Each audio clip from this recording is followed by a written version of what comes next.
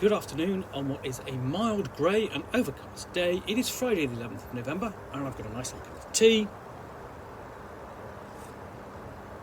and a parcel to unbox. So let's get to it.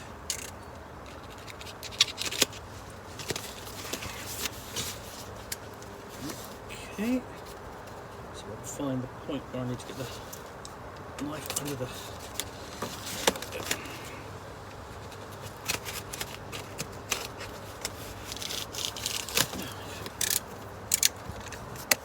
What have we got inside? There's a big red book.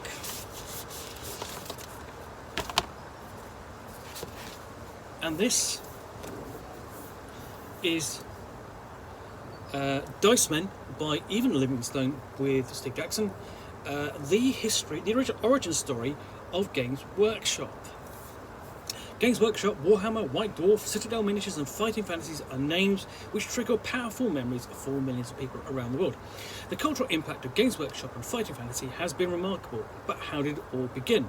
Since starting out in 1975 as a part-time mail-order business in a modest third-floor flat in West London, Games Workshop has grown from its humble beginnings to become a FTSE 250 company, listed on the London Stock Exchange, from distributing Dungeons & Dragons to living in the back of a van, to opening Games Workshop stores, to creating fighting fantasy, to launching Warhammer. Co-founders Ian Livingstone and Steve Jackson tell their remarkable story for the first time.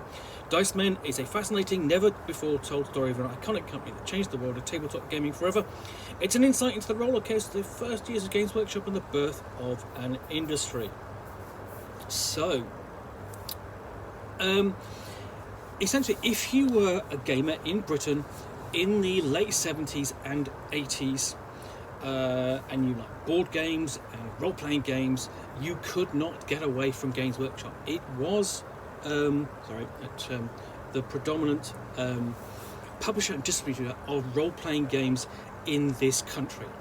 It distributed role-playing games from American publishers over here, and it did British reprints and created its own role-playing games as well.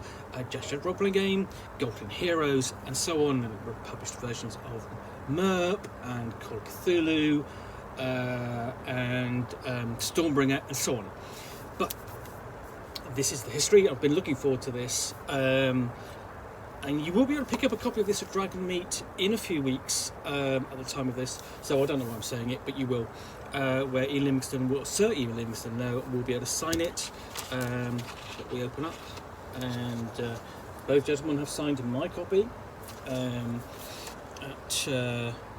get a full list of both of their works.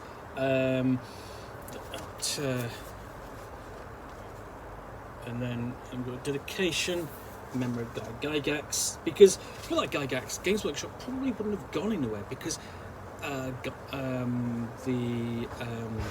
Alan Weasel fanzine found its way to Guy Gygax himself, and he said, "Great, you like games, I like games, have you looked at Dungeons & Dragons?"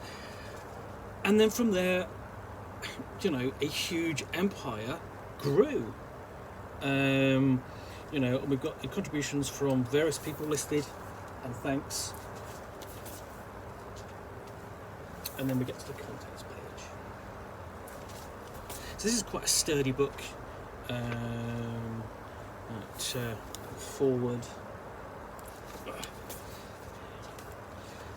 Gaming Ground Zero and where it started.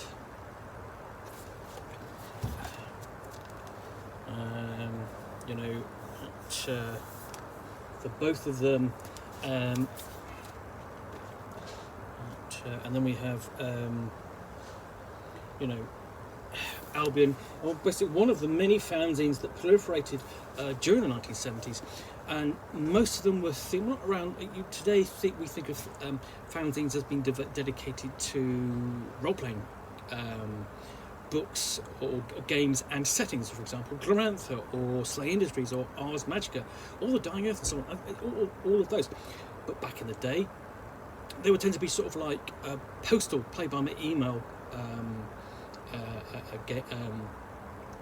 focused. So people would be playing a game of diplomacy via the moves they would send into the editor or the moderator of the game, and they will be adjudicated and the results set out in the next issue. Then we come on to discussion of Warlord. That's been recently reprinted. I say recently, probably about 10 years ago now. Well, probably closer to that. So yeah, here we've got a copy of Warlord, and I've played this version and really enjoyed it. And I've still got a copy of it, and the original Games Workshop version with the worst die in the world. And then first address for the gang, and we're talking about sort of a fanzine. They, Owlbear and Wizard, Weasel, sorry. Games and puzzles, setting up Games Workshop, and dealing with publishers. Like an order from Just Games, which was a store. Let's have a look.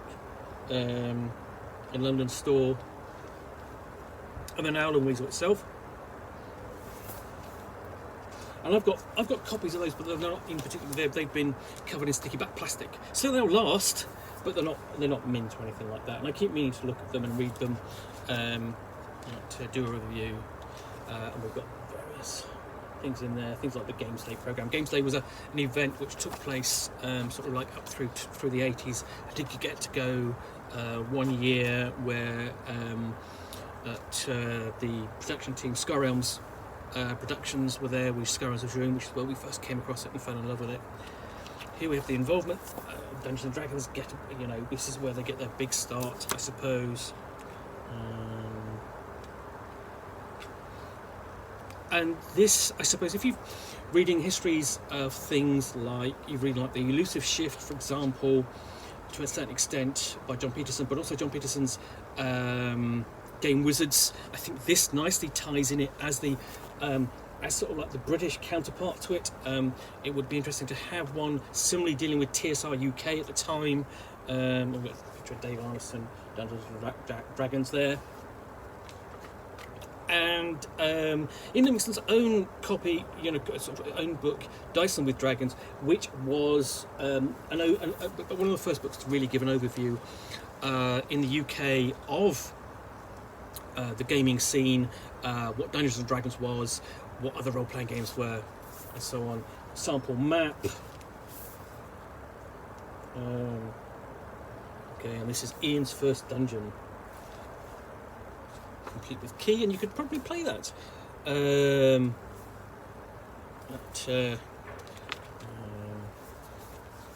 Basically the version of Dungeons and Dragons, basic Dungeons and Dragons that Games Workshop published back in the day. Games Day. I went to Games Day 77. That ran up to sort of like well into the 80s. Where like-minded fans could get together and game. And this would ultimately become Dragon Meet, and there are a host of little events and so on throughout the sort of like 80s and so on. Actually playing the Judge Dredd board game. That's coming out soon as a new version, an update, a second edition, which is fantastic news. It's a really fun game. I don't know whether it was there. It was probably at that any similar event that we were in 86, 87. And there I would have played. It would have been there where I encountered things like Sharoon and the Strontium Dog role-playing game that Games Workshop never published. Lake Geneva or Bust, going to Gen Con. And in some ways, go to Gen Con is sort of like, it's just something you've got to do. You don't have to do it, but it's sort of like, it's almost like a pilgrimage, as it were, to see the world's biggest event, gaming event, find out what it's like, or the biggest role-playing event. Again, nicely illustrated. It's just lots and lots of history. We've got a team there, Ian Livingstone, Gygax, M.A.O. Barker, there, Fritz Leiber, Rob Kuntz, so on. So lots and lots of things in here to look at, to read through. Just giving the background, sort of like to the history of the company. If you're a games fan, this is going to be something that you really want to have on your shelf, just to refer to and to read. White Dwarf. It covers the early White Dwarfs.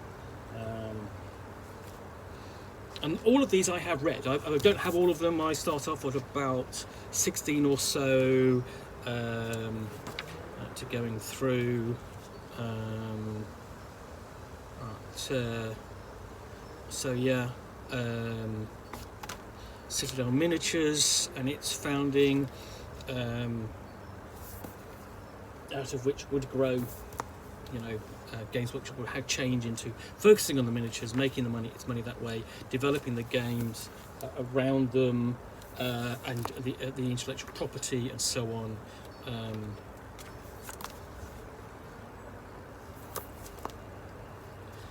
And here, and at Citadel Miniatures, boxes of Citadel Miniatures, and Warhammer, and sort of the Fighting Fantasy Heroes as well. So this is quite a dense, heavy book. And we've got pictures of miniatures, fantastic miniatures.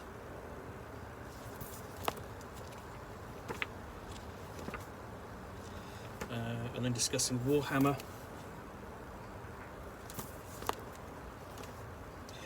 Starting here with the Warhammer Fantasy Battle. Now I've got to admit, I've never played it. I've been a gamer for 40 odd years, and I've never played it. I love the role-playing setting and the role-playing game, but the wargaming, it's sort of like it's fantastic. But I kind of go, yes, I sort of like war games, but I'm not very good at it. So of course we've got a couple of iconic covers. Darling Road. It's now somebody's actually just a suburban house now, but I did actually get to go there in about 1988. In its last few days. There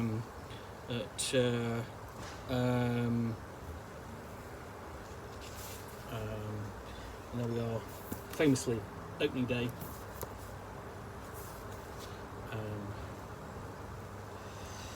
So yeah,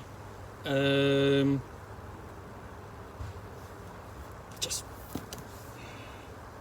more and more history and background, genuinely sort of like expanding the history of what we know. I did an unboxing of that recently. That catalogue is so full of fantastic games of the time, so much of it.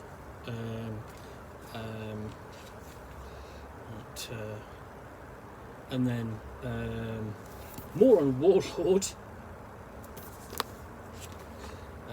and then some of the products they put out, things for example like the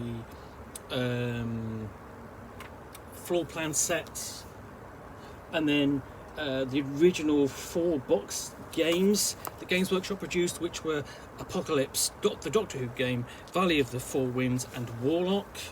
And these would be joined later on by Talisman and Battle Cars.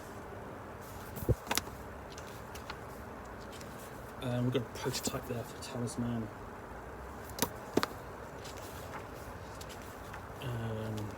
Doctor Who game, and then Doctor Who game, and then the Judge Dredd game as well. Fighting Fantasy and the Warlock Fight Up Mountain, Fury of Dracula, Calamity, all games, Dungeon Quest. Even to the point where we now actually have Steve Jackson and Ian Livingstone playing Calamity with Andrew Lloyd Webber. Weird. I bet he doesn't remember that. So yeah, Independence Day. So this is really just, this has got up to sort of like 1979 with just the history. So much of it, you know, so much, a lot of it. And then we've got actually miniatures. So I remember these miniatures. Ian Livingstone and Steve Jackson done as miniatures.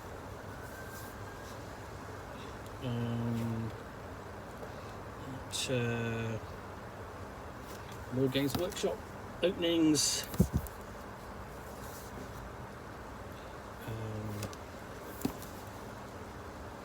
You know, as Games Workshops began to spread across the country, I didn't get to go to one quite late actually. Really, sort of like, you know, there was one in Southampton, not really far from, not particularly close to where I lived. Classic cover for RuneQuest, the RuneQuest box set from Games Workshop. Video Games Workshop, yeah, also produced video games as well. Back in the day, very early video games. What's we got? Warriors and Warehouses.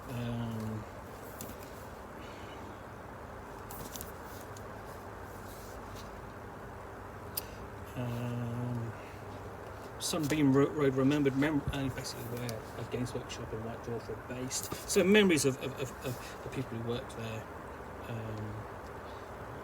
So lots of memories there. Warlock of Fire Type Mountain, and here sort of like going off in a slightly different direction.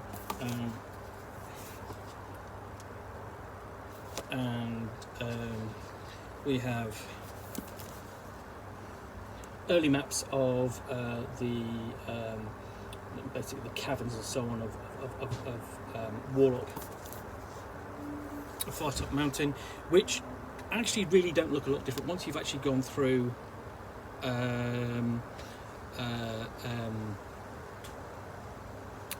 Once you've sort of gone through the maps yourself, you can draw them out, play them, and so on. More on Final Fantasy, including the magazine Warlock, which was, you know, it's very collectible. Battle of the Boardroom, how, you know, there will be internal changes.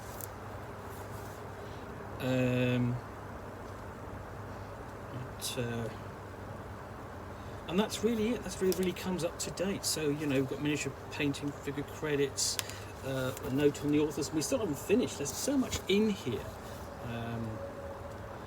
Detailed index as well, so you can find everything, and then the backers' names. Let's just check. I don't know whether I should be in here somewhere. But yeah, that is Dice Men and the origin story of Games Workshop. I think that's been a fascinating read for everyone.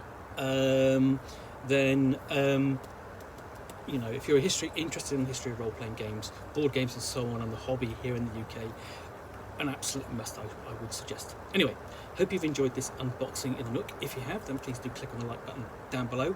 And of course, if you've got any comments or feedback, I appreciate you taking the time to post those. And lastly, if you want to be alerted to yet more unboxings in the Nook, where you'll see me out here with a parcel containing a book or game, which I'll unbox and chat about to the best extent of my knowledge, all of course accompanied by a nice hot cup of tea.